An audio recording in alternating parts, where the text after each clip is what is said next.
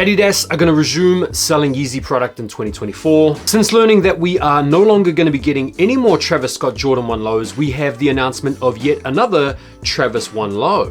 More JJJJJOUND sneakers have been announced for February, and we're going to talk about the $5 million in stolen Nikes discovered at this famous sneaker reseller's warehouse. All of these stories and plenty more in this week's Sneaker Wrap. Hello everybody, it is me, Jordan Young, back once again with another video that could only be categorized as a banger. Let's start off this week's episode by looking back at some of the biggest sneakers that dropped this week. The pick of the bunch, in my opinion, were these, the Air Jordan 3 Craft Ivories. Really good looking shoe. I had every intention of passing on these, but when the time struck this morning, I opened up the app and felt like I just had to go for them, and lo and behold, I managed to snag them. They did sell out on the Nike Sneakers app, but am happy to have secured them and will definitely be bringing you guys my review on them next week. We also had the Adidas Fear of God 1 basketball release in this cream colorway. This release kind of crept up out of nowhere. I was just talking about it maybe releasing in my episode the other day. These are set to come out in the UK at a later date. And we also had the Lapstone and Hammer Asics collab, which also dropped today as well. Did you guys pick up anything? Feel free to let me know. So let's start off by cracking into the news, and one of the biggest sneaker news stories this week was the announcement that Yeezy product is going to be sold once again in 2024. This decision has come off the back of Adidas halting the release of the remaining Yeezy inventory due to the geopolitical tensions in the Middle East. And despite the obvious complexities around continuing to be associated with Ye, Adidas have acknowledged in this release the unmistakable and undeniable appetite that is still out there for these sneakers. And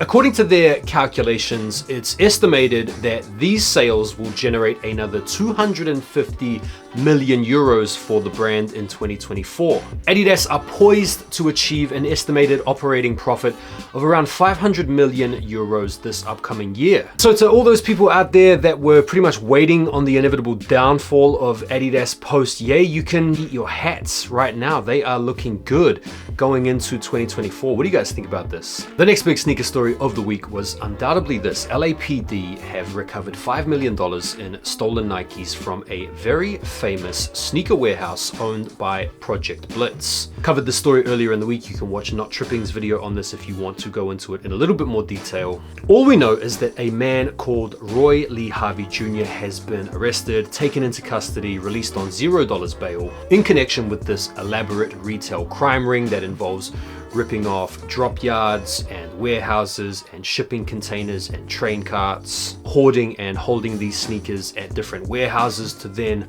on-sell them and redistribute them among retailers and resellers. One of the resale outfits that it is alleged has been in receipt of these stolen goods is Project Blitz. Project Blitz is owned by this guy Andre, aka Croatian Style, who is world famous in sneaker culture for having curated one of the most rare sneaker collections in the entire world. If you guys have been on sneaker YouTube, you'll have no doubt seen his vault being visited and glazed over by any sneaker YouTuber who's anybody. And he's gone from being a reseller of exclusively hyper rare items to just more general items. And I think it's these more general items that he's been reselling that has given rise to these allegations. Because in the report, it seems to suggest that a lot of the stolen Nikes in question are these hyper rare sneakers, like these prototypes and these 1 out of 1s and these samples and these friends and family pairs. But I think what's more likely is that the stolen goods that he's been in receipt of, either knowingly or unknowingly, have probably come from more recent cargo thefts, which are of course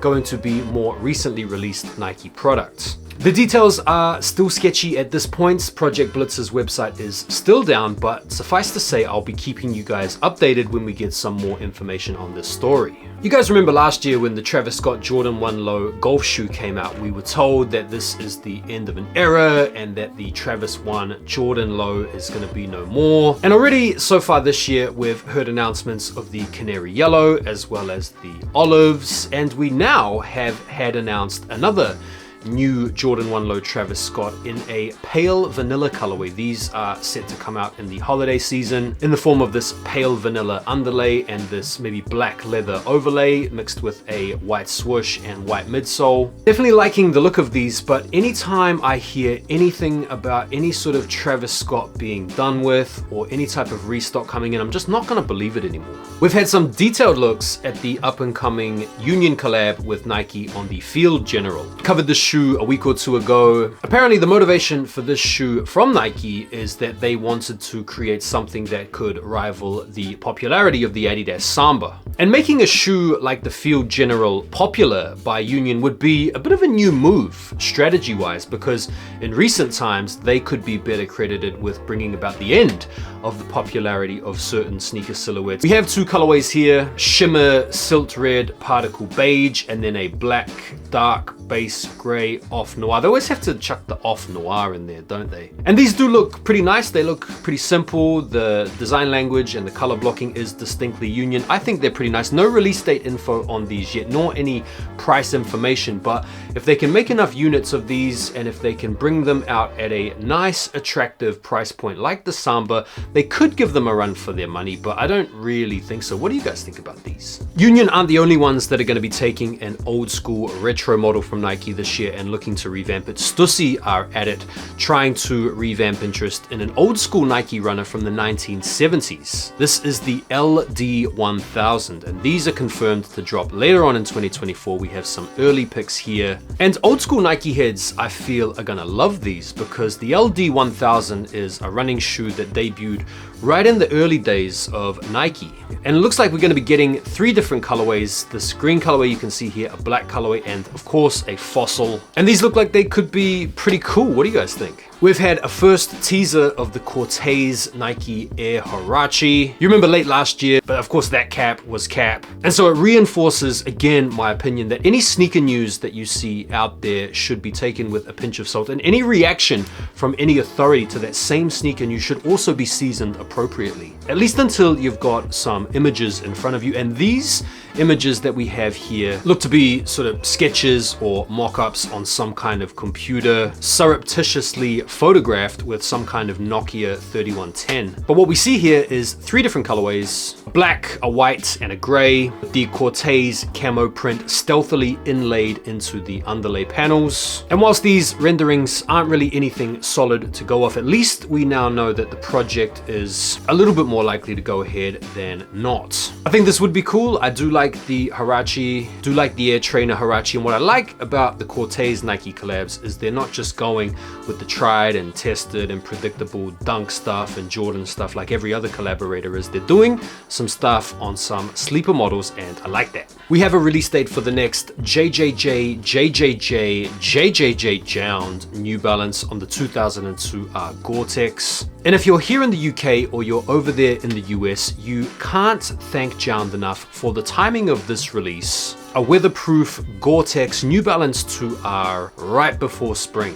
Now these are going to be dropping on the JJJJJOUND website on February the 15th, so not long away now, for 190 bucks. And then a week or so later on the New Balance websites and other normal JJJJOUND type retailers. Got this gray pair and you've got this olive pair, distinctly JJJJOUND color palettes drawn from I think the 5 or 6 that he tends to use ad nauseum. And they do have some reflective action, they do have this little drawstring thing, and they do look pretty nice, to be fair. I know I do give JJJJOUND a lot of shtick, but these are really, really nice. Albeit if they didn't say JJJJOUND on them, they would be completely indistinguishable from a GR. But yeah, what do you guys think? Some ASICS news: they are going to be teaming up with Italian menswear brand CP Company on the Gel Quantum 360. Got two colorways, a bright yellow colorway and then a silver and black. Raised detailing on the nose so upper, and they feature the CP branding on the toe box. No release date info or pricing information is available for this release just yet, but it just shows the momentum that ASICS have now, working with a number of notable menswear and streetwear and designer brands. I've had some detailed looks at the jacquemus Nike Air Max 186. No release date information on these. And if you don't know who jacquemus is, that's fine. I don't really either. It is some French design dude. He has worked on some forgettable Nikes from the past. And these, I guess you could would argue are kind of forgettable, unless of course you have an eye for these types of details, including these nice suede touches on the mudguard, perforations on the leather underlay, slightly more oblique big window. The metallic pair does look pretty cool.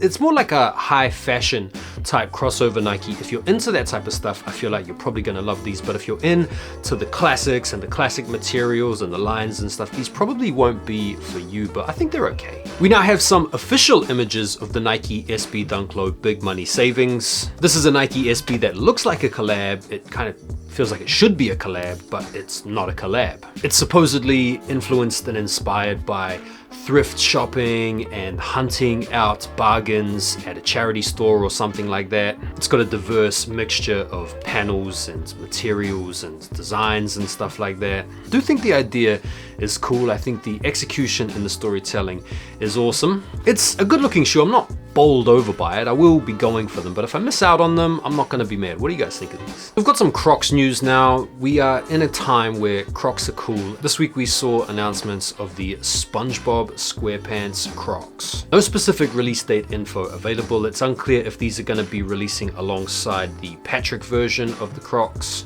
And we've also heard announcements of another Croc. This one is the Naruto Shippuden Sasuke Croc, which is another character from the popular Naruto anime series. We've also seen the Naruto pair as well as the Kakashi pair. So it looks like Crocs are just gonna continue to keep on hammering us with these popular themed Crocs with these little gibbet things. Some more Jordan 1 Low release information. We've seen the announcement of the Jordan 1 Low OG Mocha that are set to release later on in the year. We've also heard that there's gonna be a Jordan 1 Low 85, which is set to come out in an all dark Mocha. Now, I don't know if these two sneaker accounts are reporting on the same shoe and one's just kind of got it wrong, but we could be getting a Mocha and then an 85 Low all over Mocha, at least according to these reports here. But once again, season it. And the last bit of news on Jordan 1 Low OGs is the apparent release of the Howard University PE set to drop later on this year. At present, retail price remains undisclosed, and this is an interesting one because this will be one of the few times that we'll have actually seen a university college PE release to the public. Not sure if these are going to be coming out with the full collegiate branding or whatever, but colorway is really nice. I wouldn't be surprised if they did wheel these out, that they did release them in a very small number. So let's finish off with some of the sneakers that you might want to keep your eyes out for this coming week. February the 7th, you have the Year of the Dragon KD4. And February the 8th, you have the Kobe 8 in the Radiant Emerald and the Court Purple colorways. These are also available here in the UK. I think Foot Patrol currently have their raffle live for these. But apart from that, it's a pretty light week. But the following week and thereafter, it starts to get pretty spicy. And that is it for this week's sneaker wrap. Do me a favor and like the video if you haven't already done so. And if you want to keep up with me in real time, be sure to go and give me a follow over on IG and on TikTok. Have a great day, you guys. Thanks again for taking the time to watch, and I'll see you on the next one. Take care for now, and peace.